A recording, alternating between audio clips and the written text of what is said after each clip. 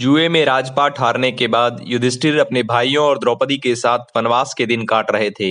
एक बार वन में घूमते हुए सभी भाई प्यास से अत्यंत व्याकुल होकर एक बड़े पेड़ के नीचे बैठ गए।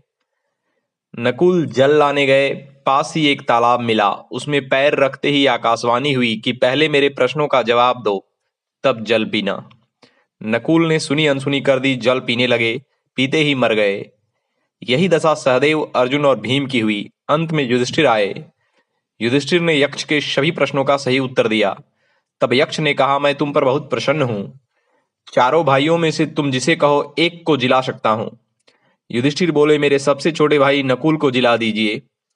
यक्ष ने कहा, तुम्हें कौरवों से लड़ना है। अर्जुन भीम सरीखे वीरों को छोड़कर तुम नकुल को किस मोह से जिलाना चाहते हो? युधिष्ठिर बोले, मोह से नहीं, धर्म से जिलाना चाहता हूं। धर्म का नाश करने वाला नष्ट हो जाता है। मैं धर्म नहीं छोड़ता। मेरी दो माताएं थीं, कुंती और माद्री। कुंती का एक पुत्र मैं जी रहा हूं। माद्री की भी एक संतान जिए तो दोनों माताएं पुत्रवती रहें। मेरी दोनों माताओं में समदृष्टि है। यह समता ही सर्वोत्तम धर्म है। यक्ष ने कहा, मैं धर्म हूं, तुम्हारी परीक्षा ले रहा था, तुम धन्य हो। युधिष्ठिर के सभी भाई जीवित हो उठे। युधिष्ठिर का सारा समय धर्म चिंतन में बीतता था। धर्म के पीछे ये किसी की परवाह भी नहीं करते थे।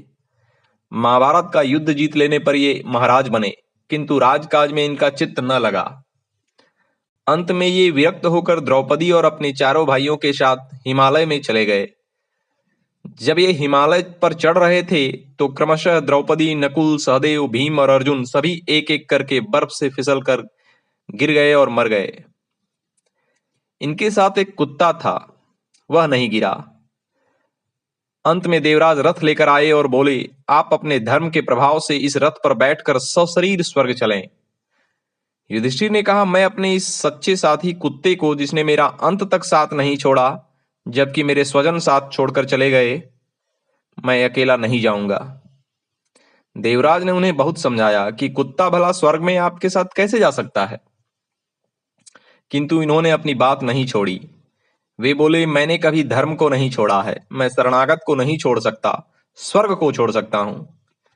इनकी धर्म में ऐसी निष्ठा देखकर कुत्ता अपने असली रूप में प्रकट हो गया। असल में वे कुत्ते के वेश में साक्षात धर्मराज ही थे। वे युधिष्ठिर को अपनी गोद में बिठाकर सशरीर स्वर्ग में ले गए। इसीलिए कहा जाता है, धर्मो विवर्धति युधिष्ठिर कीर्तनेन, अर्थात धर्मराज युधिष्ठिर के कीर्तन से धर्म बढ़ता है। धर्मराज युधिष्ठिर का नाम लेने से धर्म में रुचि बढ़ती है, धर्म पालन करने में सहायता मिलती है। इसलिए हम सभी को धर्मराज युधिष्ठिर का ध्यान अवश्य करना चाहिए। ओम